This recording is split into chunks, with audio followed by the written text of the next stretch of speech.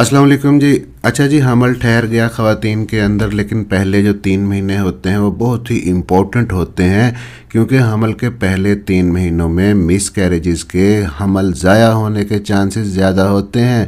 अब बहुत सारी ख़वातीन कमेंट्स बॉक्स में ये पूछती हैं, उनका ये सवाल होता है कि हमल के दौरान इन पहले 3 महीनों में हमल ठहरने के बाद हमें क्या खाना चाहिए और क्या नहीं खाना चाहिए। और सबसे अहम सवाल ये होता है कि शुरू के 3 महीनों में हम कौन सी चीज़ें, कौन से काम बिल्कुल हमने नहीं करने, क्योंकि डेफ़िनेटली जो आपके ये पहले 3 महीने हैं, फर्स्ट ट्राइमेस्टर है, ये बच्चे के लिए भी बहुत ही ज़रूरी होते हैं। इस वक्त बच्चे के एज़ाब बन रहे होते हैं, ज़रा सी भी गलती कई बार बड़ी पेचीदगियाँ पैदा कर सकती है। तो इस वीडियो में आपको सिंपल सी लैंग्वेज के अंदर समझाऊंगा कि शुरू के 3 महीनों में आपको कौन सी चीज़ों से परहेज़ करना है और क्यों परहेज़ करना है। मेरा नाम है डॉक्टर ताहिर, चैनल है आपके लिए डॉक्टर हेल्पिंग हेल्थ, सब्सक्राइब ज़रूर कर लीजिएगा। तो इस वीडियो में हम 5 चीज़ें ऐसी डिस्कस करेंगे जो आपको हमल के पहले 3 महीनों में यानी फर्स्ट ट्राइमेस्टर में नहीं करनी चाहिए।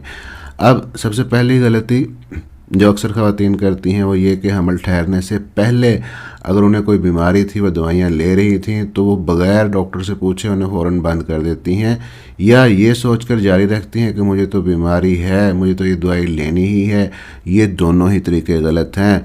अगर आप बगैर डॉक्टर से पूछे कुछ ऐसी दवाएं जारी रखेंगे जो आपको महफूज लगती हैं, लेकिन वो बच्चे के एज़ा पर असर डाल सकती हैं और बच्चे में पैदाइशी नुक्स पैदा कर सकती हैं। लेकिन अगर कोई बीमारी है स्पेसिफिक, आप उसके लिए दवाइयाँ ले रही हैं, आप बंद कर देंगे तो इसका भी नुकसान होगा और अल्टीमेटली आपकी प्रेगनेंसी के ऊपर भी असर पड़ेगा। जैसा कि आपको थायराइड की बीमारी है, आपको खुदा न खास्ता शुगर है, ब्लड प्रेशर है, या मिर्गी के दौरे पड़ते हैं जिन ख़वातीन को, और वो ये सोच के दवाइयाँ बंद कर दें कि अब मैं हामिला हूँ, कहीं बच्चे को नुकसान ना हो जाए, तो ये भी गलत है।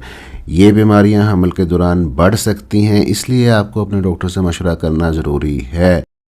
जिस भी गायनेकोलॉजिस्ट को आप दिखाते हैं या जो आपका फिजिशियन है थायराइड का, शुगर का या मिर्गी की दवाइयों का, उनसे आप पूछें कि अब आप प्रेग्नेंट हो चुकी हैं या हमल के लिए प्लानिंग कर रही हैं, तो इनमें से कौन सी दवाइयाँ मुझे बंद करनी है, क्या इन दवाइयों के बदले कोई और दवाइयाँ लेनी है, क्या खुराक कम करनी है। तो डॉक्टर के मशवरे से आप इन दवाइयों को बंद करें या जारी रखें, खुद ही कोई फ़ैसला ना लें। दूसरी बड़ी गलती बैड हैबिट्स में से कुछ आदतें ऐसी हैं जैसे कि अल्कोहल का इस्तेमाल, सिगरेट नोशी करना, ज़्यादा कॉफ़ी पीना, कैफ़ीन का इस्तेमाल। अगर ये सब आपकी ज़िंदगी का हिस्सा हैं तो आहिस्ता आहिस्ता इन्हें कम कर दें और बंद कर दें। ख़ास तौर पे अल्कोहल और सिगरेट नोशी शुरू के 3 महीनों में बच्चे के लिए इंतहाई नुकसानदेह है। बच्चे के एज़ा बन रहे होते हैं, उनके अंदर नकाइस पैदा होते हैं। अल्कोहल बराह रास्त बच्चे के जिगर और दिमाग को नुकसान पहुँचाती है और कई बार बच्चे के चेहरे की बनावट भी बदल सकती है। सिगरेट नोशी से जिस्म की ऑक्सीजन ले जाने की सलाहियत कम हो जाती है, जिससे बच्चे को कम ऑक्सीजन मिलती है, मिस कैरेज के चांस बढ़ जाते हैं और बच्चे में खराबियां पैदा हो सकती हैं। कैफ़ीन भी एक ऐसी ही चीज़ है जो ज़्यादा मिकदार में अगर आप लेंगे तो आपके हमल के लिए ख़तरा बढ़ जाता है। तो चाय, कॉफ़ी, सिगरेट, अल्कोहल, इन चीज़ों का इस्तेमाल तर्क कर दें। अब जी तीसरी चीज़ है, तीसरी गलती है आपकी डाइट से मुतल्लिक। आप क्या खा रही हैं ये बहुत ही अहम है। अपनी डाइट को हमल के इब्तदाई दिनों में संजीदगी से लेना ज़रूरी है। मिसाल के तौर पे अगर आपको अनानास या पपीता खाने की आदत है तो पका हुआ अनानास और पका हुआ पपीता आमतौर पे ज़्यादा नुकसान नहीं करते, लेकिन कच्चा अनानास या थोड़ा सा कच्चा पपीता मसला कर सकते हैं। अनानास के अंदर ब्रोमोलिन होता है और पपीते में लेटेक्स होता है। ये दोनों आपके यूट्रस के अंदर कंट्रैक्शन ला सकते हैं, आपको प्री मैच्योर लेबर जैसे पेन शुरू होते हैं, जिससे आपका मिस कैरेज खुदा ना खास्ता हो सकता है। कच्चे पपीते के जो बीज हैं पुराने दौर में अस्काते हमल के लिए, हमल ज़ाया करने के लिए इस्तेमाल किए जाते थे। इसी तरह अगर आप दूध को अच्छी तरह बॉयल किए बगैर या दूध के जो प्रोडक्ट हैं उनको अच्छी तरह बॉयल किए बगैर इस्तेमाल करती हैं तो ये ख़तरनाक हो सकता है, क्योंकि इनके अंदर बैक्टीरिया होते हैं, टाइफाइड जैसे जरासीम होते हैं।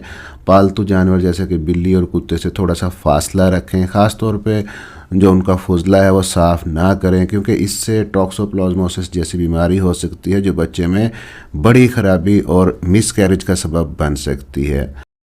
अगर आप गोश्त खाती हैं तो अध पका गोश्त या इसी तरह चिकन जो अच्छी तरह से पका ना हो, या आधा उबला हुआ अंडा, हाफ बॉयल जिसे कहते हैं, नहीं इस्तेमाल करें, क्योंकि अच्छी तरह ना पकाने से जरासीम जिस्म में जा सकते हैं और दिमाग तक असर डाल सकते हैं।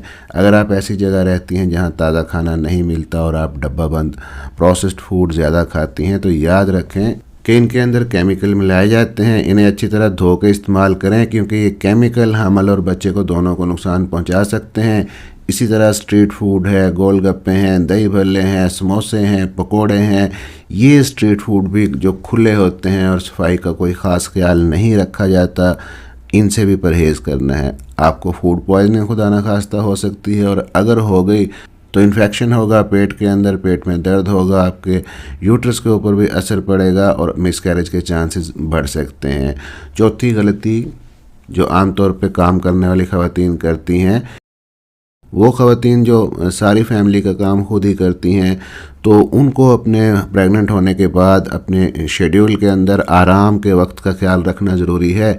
इस तरह अगर कुछ ख़वातीन जॉब पे जाती हैं, मोटरसाइकिल चलाने की आदत है, तो ख़ुद ना चलाएं, फिर पहले 3 महीनों में किसी के पीछे बैठ जाएं या कोशिश करें गाड़ी में सफ़र करें। शुरू के 3 महीनों में यूट्रस की तरफ खून का बहाव बढ़ रहा होता है। आपको थोड़ी सुस्ती और थकन महसूस हो सकती है। अगर आप आराम नहीं करेंगी या अपनी एक्टिविटी, अपना जो काम का बर्डन है वो कम नहीं करेंगी, तो आपके लिए प्रॉब्लम हो सकता है। इसी तरह सख्त किस्म की एक्सरसाइज, जॉगिंग या जिम जाना आपने फ़िलहाल परहेज़ करना है। लेकिन इसका ये मतलब नहीं कि आप सारा दिन लेटी रहें, बल्कि हल्की फुल्की वॉक कर सकती हैं, स्ट्रेचिंग कर सकती हैं, आप प्रीनेटल योगा ज्वाइन कर सकती हैं, आप ब्रीदिंग एक्सरसाइज कर सकती हैं।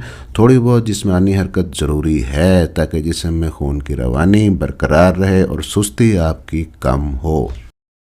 5वीं गलती ये है कि ख़ास तौर पे काम करने वाली ख़वातीन सोचती हैं कि अभी तो शुरुआत ही हैं, 3-4 महीने ही हुए हैं, मैं सब कुछ पहले की तरह करती रहूँगी, दफ्तर का स्ट्रेस है तो कोई बात नहीं, नींद पूरी नहीं हो रही तो कोई बात नहीं, बाद में पूरी कर लूँगी। लेकिन शुरू के 3 महीनों में हार्मोन्स के अंदर जो तब्दीलियाँ आती हैं, उससे आपका स्ट्रेस लेवल बढ़ सकता है, बेचैनी बढ़ सकती है, मूड स्विंग बढ़ सकते हैं।